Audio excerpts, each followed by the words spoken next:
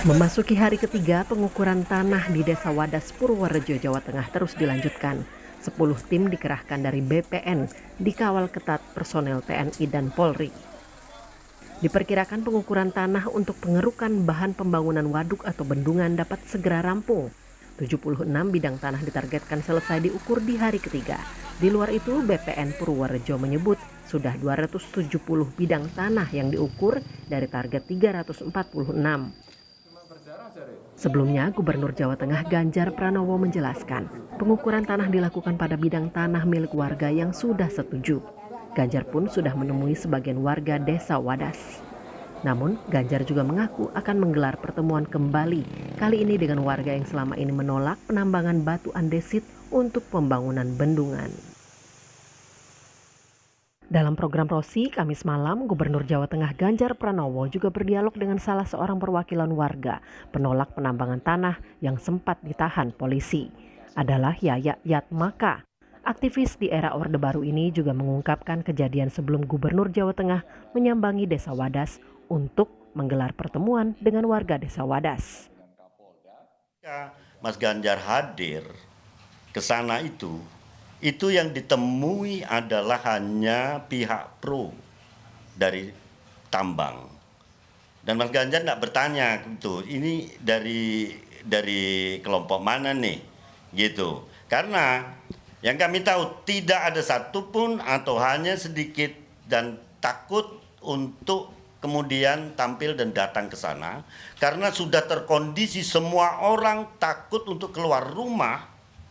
Ya, dari sejak malam, dari sejak siang itu bahkan semua pintu itu ditutup, Mas.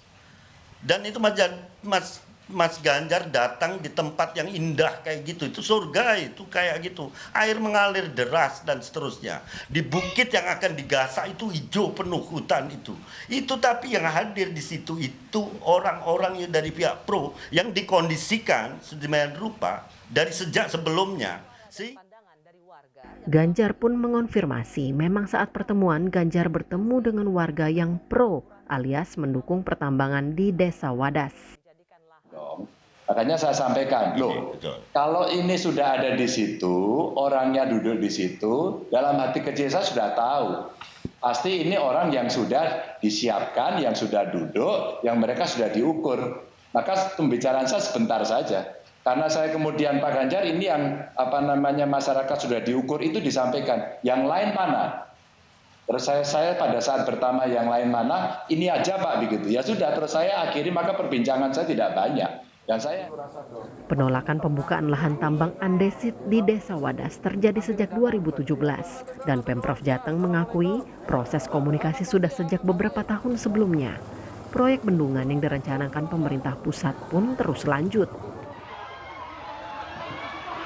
Hingga pada 8 Februari lalu, polisi dikerahkan untuk pengamanan terjadinya konflik di Desa Wadas.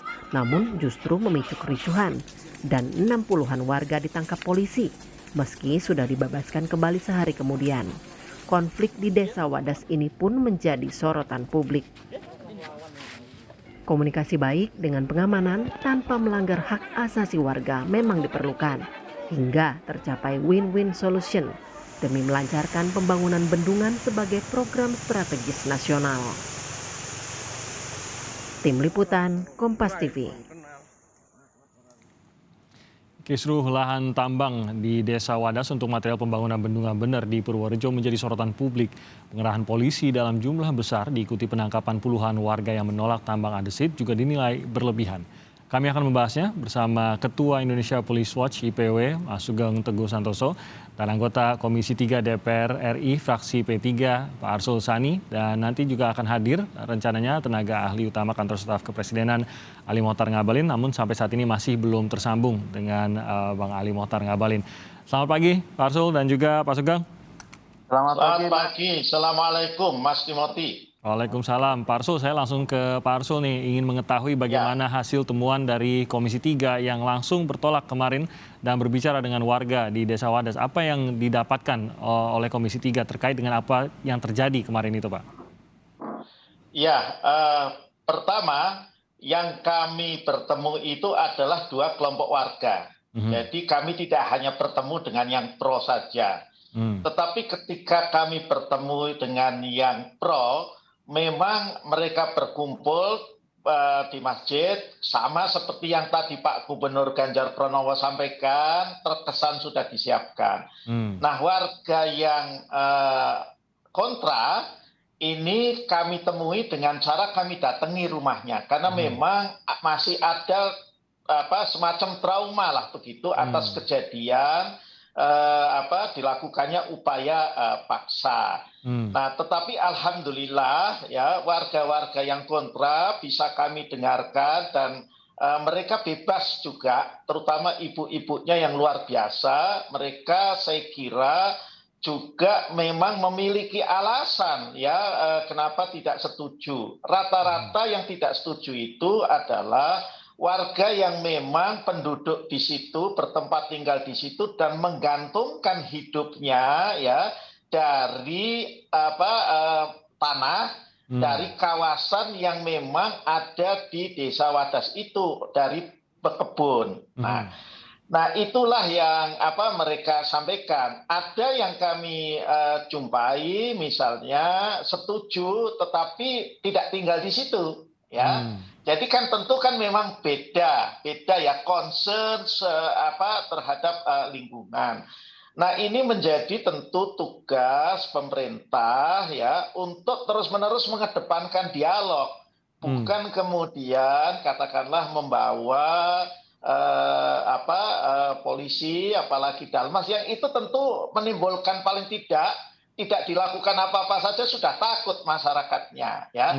Yang diperlukan tentu adalah dialog terus-menerus seperti yang tadi disampaikan Pak Ganjar, tapi itu tampaknya belum terjadi. Nah, gitu ya. Pak Arso, ini kan upaya dialog ini pasti sudah dicoba. Kita tahu bahwa ini juga sudah beberapa tahun ini dicoba. Apakah dari Komisi 3 yang datang ke sana menemukan mengapa agak sulit tampaknya untuk membuka jalur komunikasi? Kalau kemarin kita juga ada perbincangan, seringkali ada pertemuan namun tidak dihadiri oleh kedua belah pihak. Apa kendala untuk setidaknya bertemu dulu gitu untuk bisa membuka dialog itu? Ya begini, ini kalau kesan saya ya, kalau dialognya formal, ditemui, menghadirkan, ini harus kayak kita ngobrol. Kemarin ketika kami dengan kelompok yang pro itu kan formal, karena terkesan sudah disiapkan ini kelompoknya gitu ya. Bahkan jawabannya pun kadang-kadang kita menjadi tersenyum gitu ya. Tetapi kalau ketika kami ketemu dengan yang kontra, itu kan karena kita ngobrol, mereka sambil tetap bekerja mengerjakan anyaman bambunya, begitu. Jadi itu bisa lebih mengalir. Kenapa mereka menolak, gitu ya? Karena memang alam Desa Wadas itu menjadi tempat bagi mereka menggantungkan hidupnya. Jadi kan pertanyaan besar mereka, Pak, kalau batunya diambil, tanamannya dan hutannya dibabat, terus kami ini gitu ya, masa depannya bagaimana? Meskipun diganti rugi, ini kata-kata mereka ya, kan ganti rugi itu berupa uang. Ya uang itu kan akan habis Pak. Nah setelah habis, nanti anak-anak kami ini bagaimana? Ini kan pertanyaan-pertanyaan yang menggelitik. Jadi di situ kan harus ada jawaban. Jawabannya misalnya, setelah batunya kami ambil, lingkungannya akan kami tata menjadi seperti ini, tetap masih bisa Bapak Ibu pergunakan ya untuk katakanlah sebagai sumber penghidupan. Nah, ini hal-hal yang memang memerlukan penataan ulang dalam komunikasi masanya dengan yang menentang terutama. Jadi tidak bisa berupa dibuatkan sebuah acara, diundang, karena sejauh ini yang kita ketahui sempat juga ada undangan tapi ke Semarang begitu dikumpulkan untuk berbicara. Pendekatan seperti ini tidak bisa begitu ya, kalau setidaknya dari yang Anda analisa di sana. Iya, coba bayangkan kalau misalnya kemarin kami ketemu dengan yang kontra, terus polisinya ngelilingi karena mengawal kami ya, bukan apa-apa gitu. Pasti tidak akan bebas mereka, tetapi dengan kami duduk itu ada Pak Nasir Jamil segala macam lesehan dengan warga, itu mengalir cerita mereka. Baik, saya Pak Sugeng. Anda juga menyoroti bagaimana tindakan yang diambil oleh aparat. Apakah dari awalnya Pak Sugeng? Karena kalau dari awal kita lihat tampaknya memang langsung pada saat pengukuran itu langsung datang dengan jumlah aparat yang cukup besar gitu, dan mungkin saja ini ditangkap oleh sebagian warga, khususnya mereka yang kontra. Ini terkesan intimidatif begitu. Apa catatan Anda terkait dengan pendekatan khususnya di hari saat insiden ini terjadi? Kita fokus pada tindakan kepolisian ya. Ya. Tindakan kepolisian ini sudah pasti melanggar yang namanya peraturan kode etik. Ya pasti itu. Karena kalau orang yang ditangkap itu kan orang yang harus dinyatakan melakukan tindak pidana atau mengganggu keselamatan, keamanan tubuh orang lain. Ini mereka yang ditangkap oleh polisi sebanyak 60 orang lebih ini, itu kesalahannya apa? Karena polisi bertindak ketika menangkap, dalam istilah terminologi hukum menangkap itu, terhadap seseorang tersangka atau terduga pelaku tindak pidana. Kalau alasan polisi ini mengamankan justru Pak Sugeng, agar mereka justru tidak mengalami sesuatu yang tidak diinginkan. Apa? Mengamankan. Apakah para pelaku ini ditangkap di lokasi pengukuran ketika sedang menghalang-halangi dan membawa senjata? Ya, mereka itu kan ditangkap, ada yang di masjid, ada yang di rumahnya, ada yang di jalan. Ini adalah tindakan represi yang mengarah kepada penaklukan agar mereka tidak kemudian mengganggu atau menghalang-halangi proses pengukuran atau pengambilan batu andesit. Jadi kalau Pak Sugeng sendiri, Anda tidak percaya bahwa tindakan mengamankan itu memang untuk mengamankan agar tidak menjadi korban di dalam ya kemungkinan adanya konflik di situ? Bahasa mengamankan ini adalah bahasa insinuasi yang buruk, ya, mengandaikan bahwa warga itu adalah pelaku kejahatan. Ini harus diperiksa pelanggaran prosedur dan termasuk pelanggaran hukum. Ketika ada penganiayaan dibiarkan, ini harus diperiksa, tidak boleh didiamkan.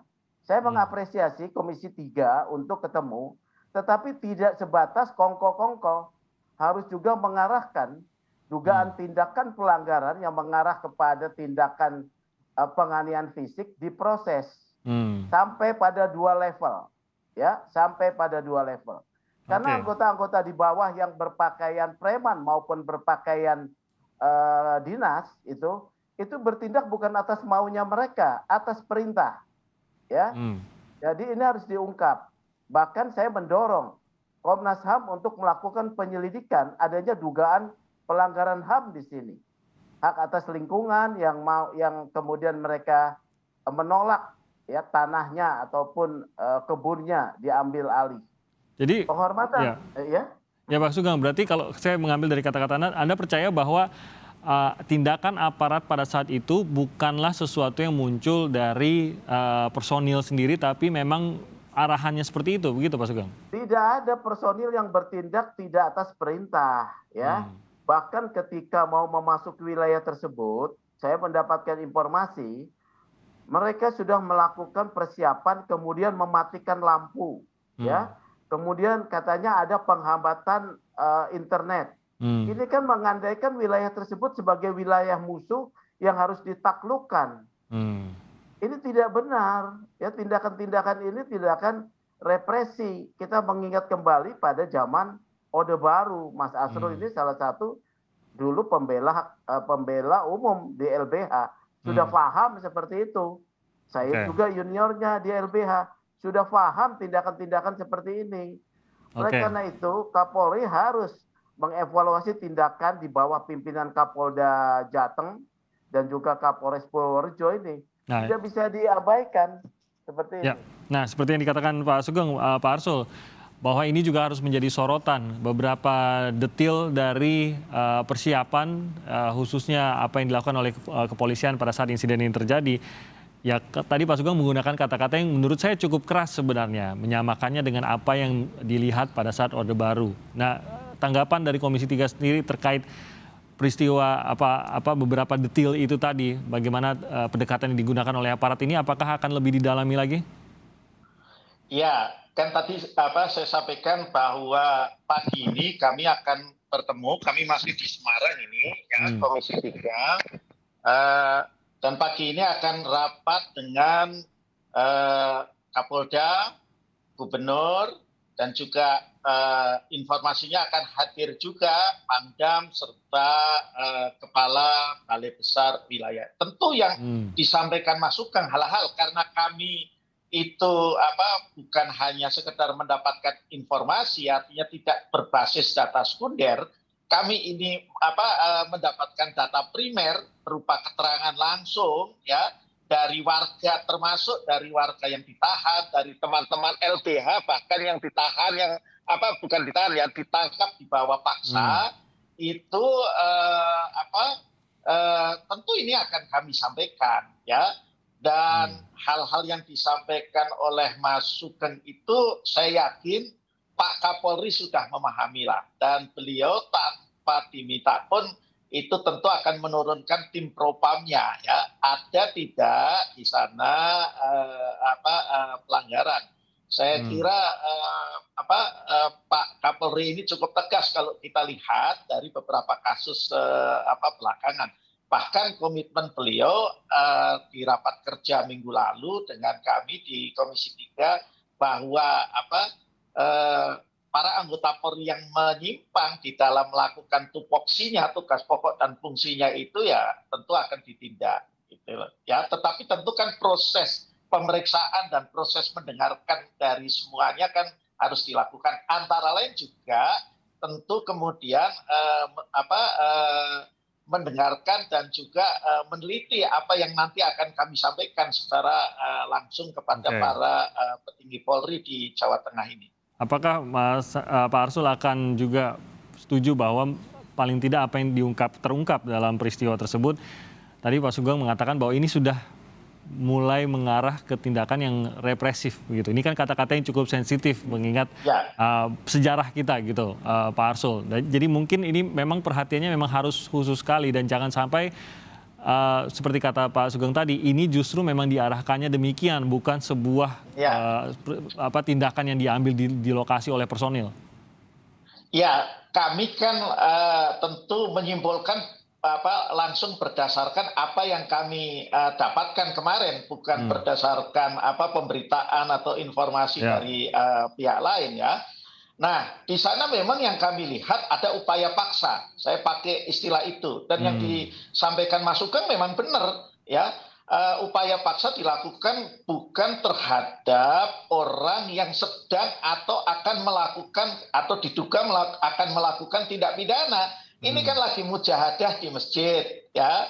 Kemudian ada yang lagi di rumah, ya. Kebetulan di motornya yang ada di depan rumah itu ada arit. Nah, menurut warga, loh Pak, kami itu memang tiap hari seperti itu sebagai peladang dan pekebun. Ya memang kami di motor kami itu ya ada perlengkapan yang masuk kategori senjata tajam. Nah, hal-hal ini yang saya kira dalam, dan satu lagi ya yang melakukan itu justru bukan anggota Dalmas Polri, tetapi ini yang berpakaian preman. Nah, ini yang harus kami dalami kembali. Yang berpakaian preman itu apakah dari jajaran kepolisian atau dari pihak lain? Oke, baik, nanti kita akan dalami lebih jauh. Kita akan jeda sebentar, Pak Arsul dan juga Pak Sugeng. Kami akan kembali dengan pembahasannya usai jeda berikut ini.